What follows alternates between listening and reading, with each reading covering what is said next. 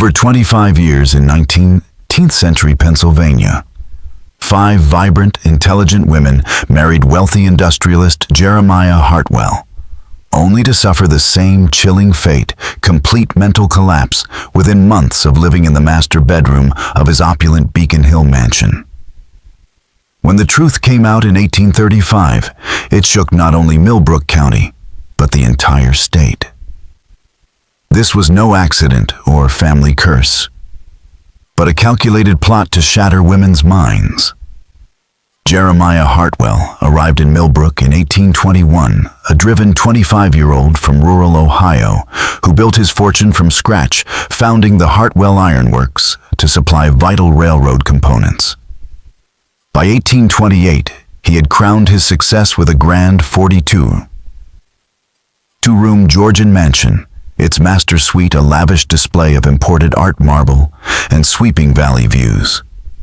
Standing over 6 feet tall with silver hair and piercing blue eyes, Hartwell was as captivating socially as he was formidable in business, becoming the most sought-after bachelor in western Pennsylvania. His first marriage to 19-year-old Margaret Dunlap in 1829 was celebrated as a perfect union until subtle changes began to appear. Margaret grew distant, claiming the house was watching her, and became obsessed with remaining in the master bedroom. She spent hours gazing into mirrors, shifting her head as though studying someone else's reflection. The breaking point came during a dinner party in August 1830 when she began arguing with her reflection in front of stunned guests.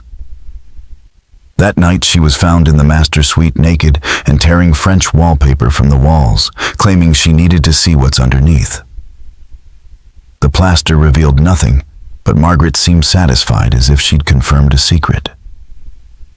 The family doctor diagnosed her with severe nervous exhaustion and obsessive melancholia, but those close to her would later believe something far darker was at work inside the Hartwell mansion.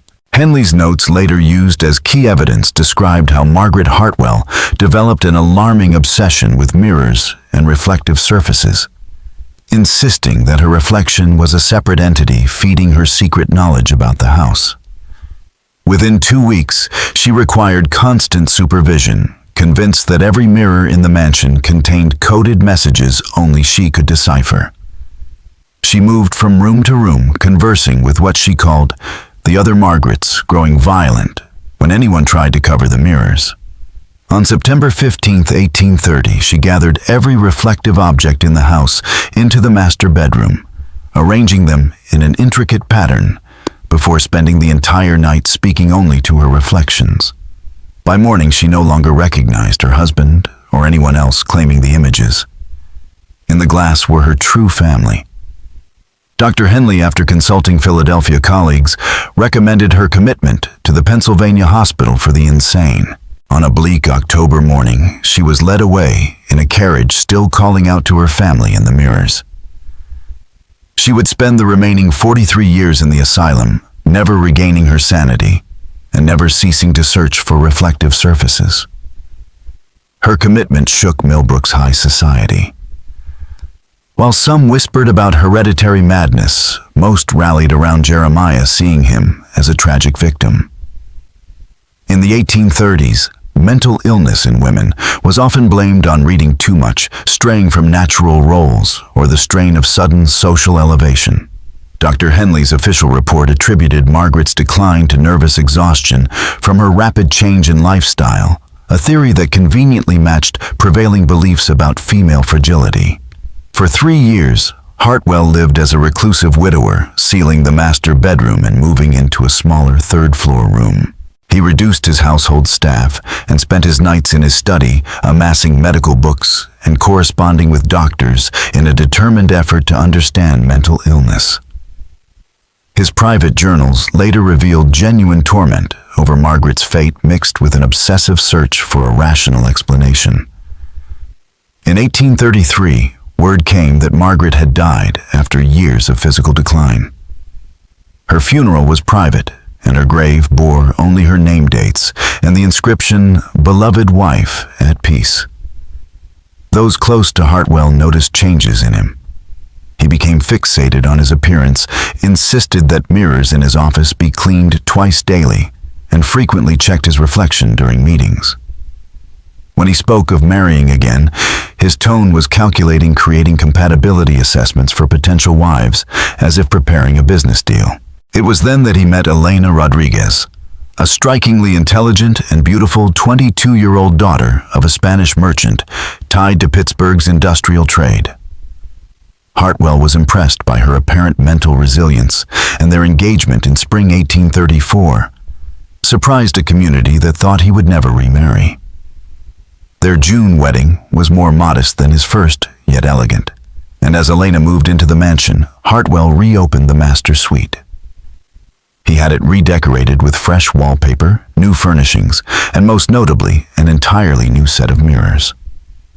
Elena embraced her position as mistress of the Hartwell household with charm and confidence, quickly winning over Millbrook society. She was especially proud of the master bedroom, often showing it off to visiting ladies and highlighting the elegant mirrors that filled the suite with light. Her favorite was the large vanity mirror where she would sit morning and night brushing her dark hair, while chatting warmly with her maid, Maria Santos. For 6 months after the June 1834 wedding, Elena seemed to flourish, graceful, sociable, and an ideal hostess for Jeremiah's business gatherings. But by winter, subtle changes began to surface. In February 1835, Maria's private diary, later found hidden in the mansion's attic, recorded the first troubling signs. Senora Elena sat at her vanity for 2 hours, Maria wrote. She wasn't looking at herself, but just to the left of her reflection, as though someone else were there. When I asked if she needed anything, she said, "She's trying to tell me something important, Maria. I must listen." By March, Elena's mirror conversations had become routine. Unlike Margaret's agitated mirror interactions, Elena's were calm, even friendly. She claimed her reflection revealed details about the mansion's past, its former residents, and even offered practical advice on managing the staff. Dr. Henley, still the Hartwell family physician, was consulted quietly. His notes revealed deep concern over the most troubling parallel to Margaret's illness, though Elena remained lucid, articulate, and fully functional in every other aspect of her life. The turning point came in April, when Elena told the staff she had learned from the mirror woman that the previous Mrs. Hartwell was still inside the house, trapped within its reflective surfaces, trying to warn future wives about secrets hidden in the walls. Henley described this as a fixation unlike typical religious mania or supernatural delusion, noting that her health and social life remained unaffected. Her obsession confined entirely to the mirrors. Jeremiah's reaction to Elena's growing fixation, however, would prove markedly different from the way he had handled Margaret's descent into madness. Rather than rushing to secure medical help, Jeremiah chose what he termed careful observation, recording Elena's behavior with the precision of a scientist. In his journals, he noted that her condition echoed Margaret's in uncanny ways, both women healthy before moving into the master bedroom, both developing mirror fixations within months, both claiming to receive knowledge they could not otherwise possess. Convinced the cause might be environmental, he began controlled experiments tracking which mirrors provoked the strongest reactions, the times her conversations peaked, and the exact information she reported. His findings were unsettling. Elena's most intense episodes always occurred between sunset and midnight in front of the large vanity mirror, the same one that had obsessed Margaret, during which she claimed to learn about hidden rooms, past residents, and guarded secrets. The most disturbing revelation came when she told Maria in May 1835 that the mirror woman had confided the real fate of Margaret. She hadn't gone insane at all, but had been silenced after discovering something too dangerous to reveal. By summer, Elena's dependence on mirrors was impossible to ignore. She refused social invitations unless the venue had reflective surfaces so she could consult her advisor, and without them, she became tense and distracted. The crisis came in August, on a sweltering evening when Jeremiah found her in the master bedroom motionless before the vanity mirror, speaking in a low, steady voice. She said the mirror woman had shown her the truth about what happened to Margaret, and what Jeremiah did to the women in that room. Elena alleged that behind the mansion's walls lay secret passages, hidden chambers, and evidence of medical experiments on unwilling subjects, claiming Margaret's madness was induced to discredit her. She described concealed monitoring systems and accused Jeremiah of lacing her headache medicine with substances that caused hallucinations, making her appear insane. "It's not medicine at all," she told him. "It's meant to make us see things that aren't there." The following morning, Jeremiah met with Dr. Henley, framing her claims as dangerous delusions that mirrored Margaret's breakdown. Henley agreed immediate action was necessary, warning that Elena's fixation on conspiracies and hidden spaces suggested a deepening psychosis that could soon turn violent. But unlike Margaret, Elena had no intention of going quietly. Over the next few days, she launched what she called her investigation, determined to uncover the mansion's hidden truths before anyone could silence her. Elena now saw every element of the mansion's design as part of a calculated conspiracy against women, especially wives.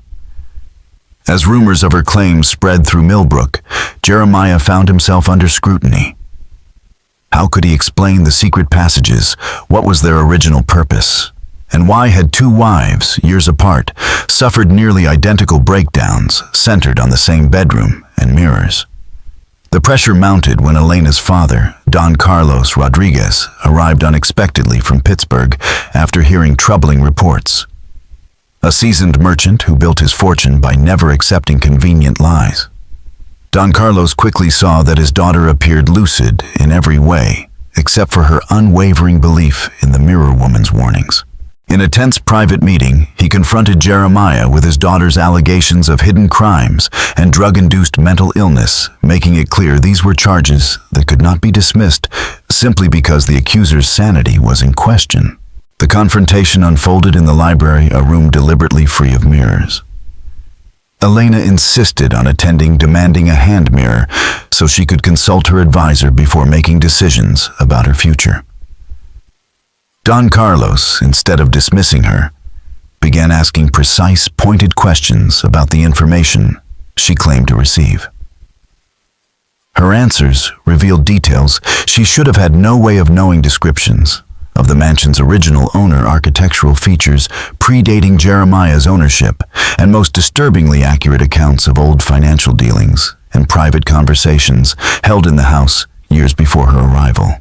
Jeremiah's attempts to write this off as coincidence faltered when Elena provided exact names of business associates he had never mentioned, described the contents of his private correspondence, and recounted discussions that had taken place in the library long before she lived there. According to Elena, the mirror woman had been watching and listening for years, amassing knowledge of every resident and visitor, including Jeremiah's secret business arrangements and the hidden records buried within the house. She claimed the mansion had been chosen specifically for its concealed passages and surveillance potential, and that Jeremiah's marriages were calculated moves to maintain a facade of respectability while conducting illicit activities. The library meeting, originally intended by Jeremiah as a step toward having Elena committed, took a dramatic turn with Don Carlos's arrival. Instead of a medical evaluation, the evening began to resemble a criminal investigation, one that threatened to expose the truth Jeremiah had fought to keep buried. What began as an evaluation of Elena's sanity quickly shifted into an interrogation about the deeper circumstances linking both wives' illnesses. Don Carlos's question to Dr. Henley was direct. How could two women with no prior history of mental illness develop the same rare symptoms? After living in the same room, Henley admitted. Such coincidences were rare, though not impossible, and pointed to possible environmental causes. Stress, isolation, or even exposure to substances that could induce similar psychological effects. But when pressed, he acknowledged a far more unsettling possibility: that both women had been subjected to the same hallucinogenic influence, rendering them vulnerable to suggestion while leaving their outward functions intact.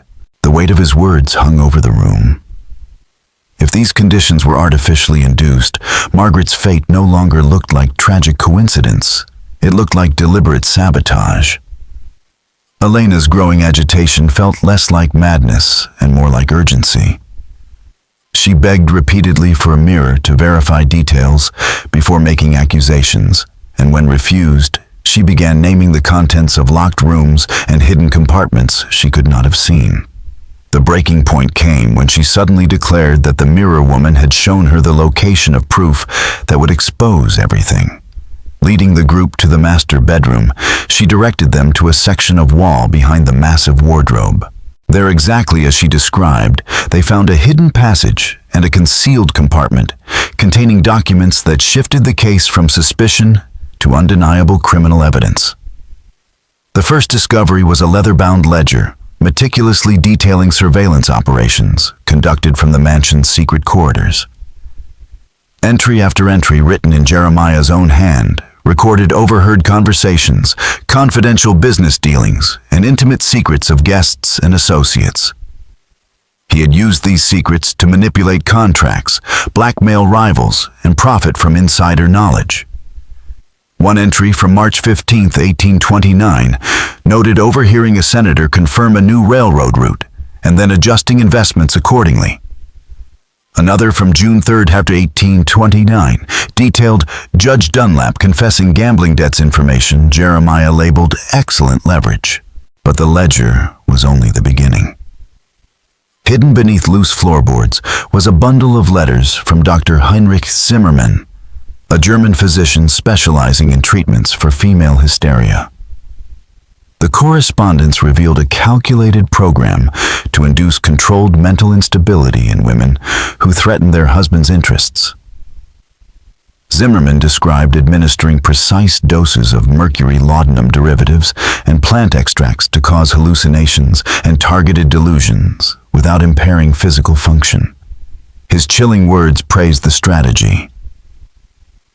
The subject retains enough rationality to appear normal in casual interactions, while developing specific obsessions that discredit any inconvenient truths.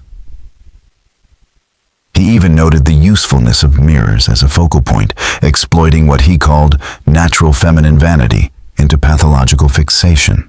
Elena's claims of being drugged, and Margaret's before her, were not delusions at all. They were the result of a deliberate, systematic method designed to destroy their credibility while preserving their usefulness as unwilling cover for Jeremiah Hartwell's crimes. The evidence painted a devastatingly clear picture. Jeremiah Hartwell's so-called medicine was a carefully engineered poison, dosed in a way that mimicked the natural onset of mental illness. The substances, combined with isolation and relentless psychological pressure, induced vivid hallucinations, particularly in mirrors, ensuring that any woman who uncovered his surveillance network would be dismissed as insane. Margaret Hartwell had not suffered a tragic mental collapse. She had been systematically silenced. Her frantic attempts to warn others about what she'd seen in the mansion's mirrors were the desperate communications of a woman being slowly destroyed by drugs, not the meaningless ramblings of madness. The final set of hidden documents revealed an even darker truth. Jeremiah's activities extended far beyond spying on guests for personal gain. He had built a private intelligence network serving Pennsylvania's political and business elite, selling information gathered through the mansion's elaborate system of hidden corridors, concealed recording devices, and document copying stations. His wives were never chosen for love. They were strategic assets. As gracious hostesses, they could gather sensitive information in social settings while remaining untouchable under the guise of genteel respectability. When Margaret stumbled upon the network, Jeremiah enlisted Dr. Heinrich Zimmermann's experimental treatments to destroy her credibility. When Elena's questions grew too pointed, he repeated the same calculated process, confident the medical ignorance of the era would shield him from suspicion. Don Carlos Rodriguez grasped the enormity of what he'd uncovered. The papers proved a sprawling criminal conspiracy, and they confirmed that his daughter's life was in immediate danger. Elena will be leaving this house tonight, he told Jeremiah, and she will take these documents to the authorities. He turned to Dr. Henley. I trust you'll be revising your medical opinion in light of this evidence. Henley, visibly shaken, replied, If these documents are authentic, then both Mrs. Margaret Hartwell and Mrs. Elena Hartwell were victims of deliberate poisoning designed to simulate mental illness. Mrs. Elena's condition should improve quickly once the toxins are removed from her system. Jeremiah remained outwardly calm, claiming the evidence was fabricated, planted by Elena in the grip of delusion, and that the letters from Dr. Zimmerman were invented to bolster her paranoia. But Don Carlos had anticipated such a denial. He produced the bottles of Jeremiah's headache medicine and suggested independent chemical analysis along with handwriting examinations of the incriminating records. Before Jeremiah could respond, a new voice cut through the tension. From the doorway, Sarah Quinn, the Hartwell family's head housekeeper, for more than a decade stepped forward, her expression hard with resolve. I can't stay silent any longer, she said, her voice carrying the weight of years of secrets. I've watched 2 good women destroyed by what happens in this house, and I won't watch it happen to others. Sarah Quinn said, her voice steady, despite the years of secrets behind it. Mr. Rodriguez, your daughter is telling the truth about everything. I've seen the master administer the medicines. I've seen him using the passages to spy on guests. And I've seen what those treatments do to the ladies who live in this bedroom. Her testimony was the missing piece that tied every allegation together. As head housekeeper, Sarah had access to all areas of the mansion and had observed Jeremiah's activities for years. She had watched Margaret deteriorate and recognized the exact same pattern in Elena right down to the timeline. She confessed to preparing the medicines for both women, believing them to be Dr. Henley's prescriptions. But the bottles were always unmarked, arriving through private correspondences. When she questioned them, Jeremiah claimed they were experimental remedies from Europe, unavailable through local apothecaries. Sarah's account revealed the precision behind the scheme. The dosages increased gradually, timed for when the wives spent long hours in the master bedroom. Soon came the fixation with mirrors, the withdrawal from friends, the blurring line between reality and hallucination. The worst part, Sarah said, was hearing their attempts to explain what they saw, voices in the walls. Strange tastes in food mirrors showing impossible images only to have their words dismissed as hysteria.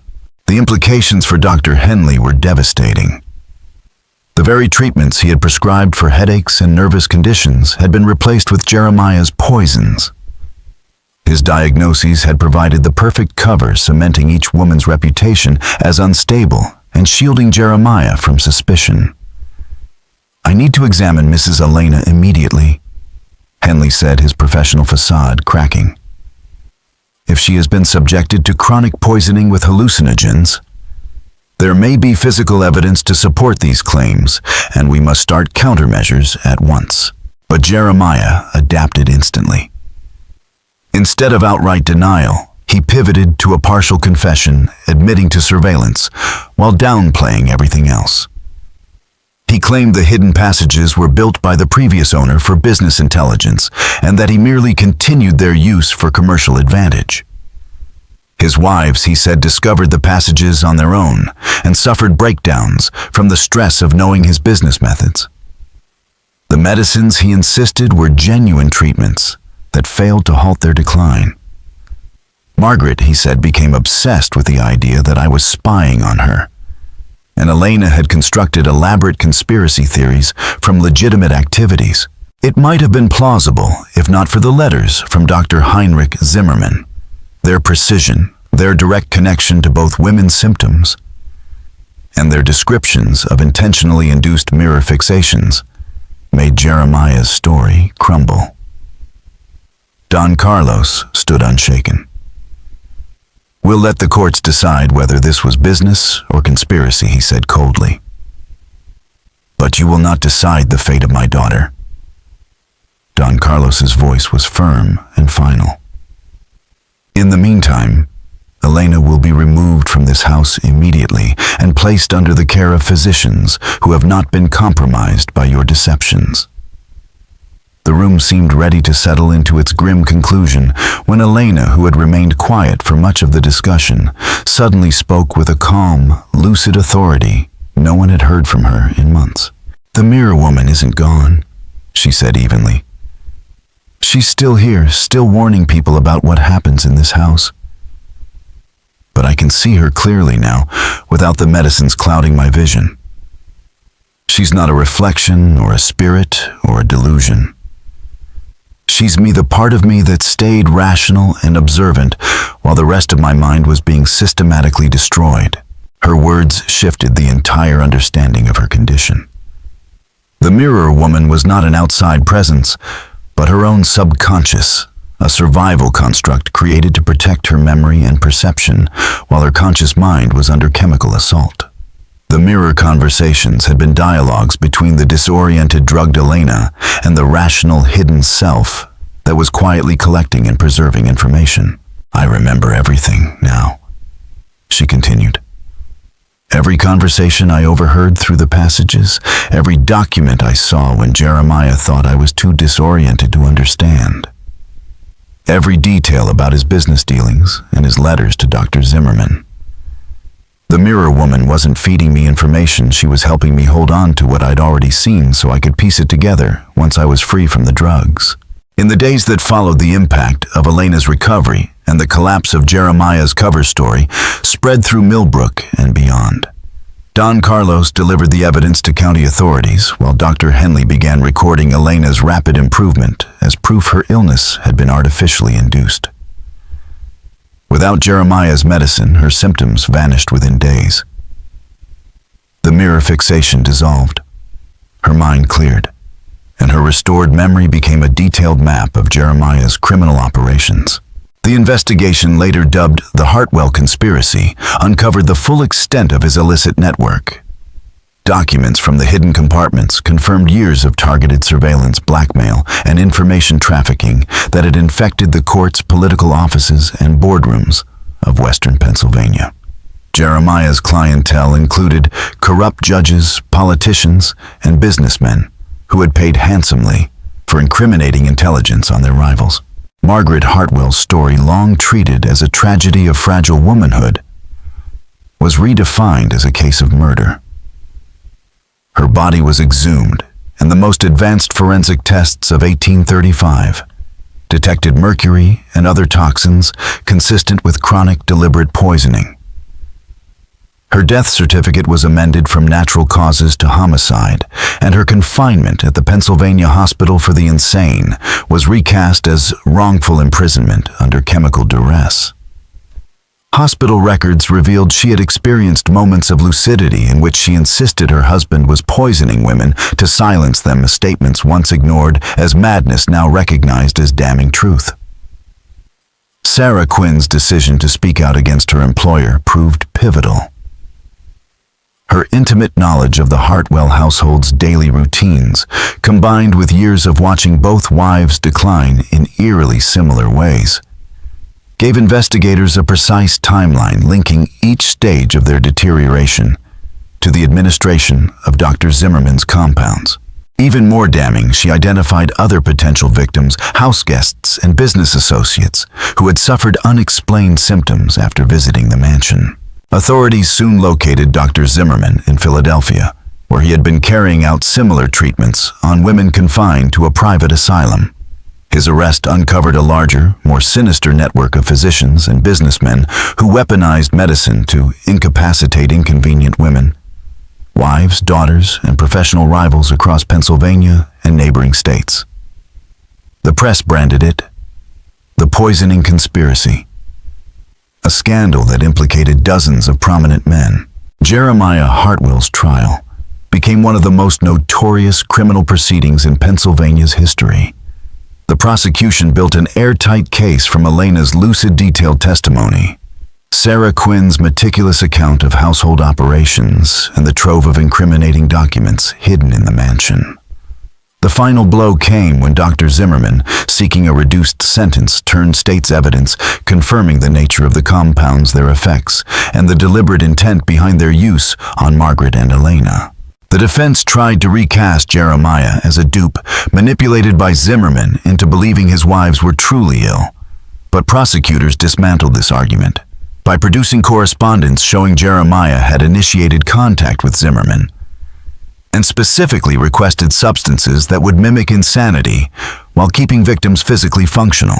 The jury returned a unanimous verdict, guilty on all charges, including first-degree murder for Margaret's death, attempted murder for Elena's poisoning, and multiple counts of conspiracy fraud and extortion tied to his surveillance and blackmail operations. The judge sentenced him to death by hanging to be carried out within 30 days. By December 1835, Elena had fully recovered.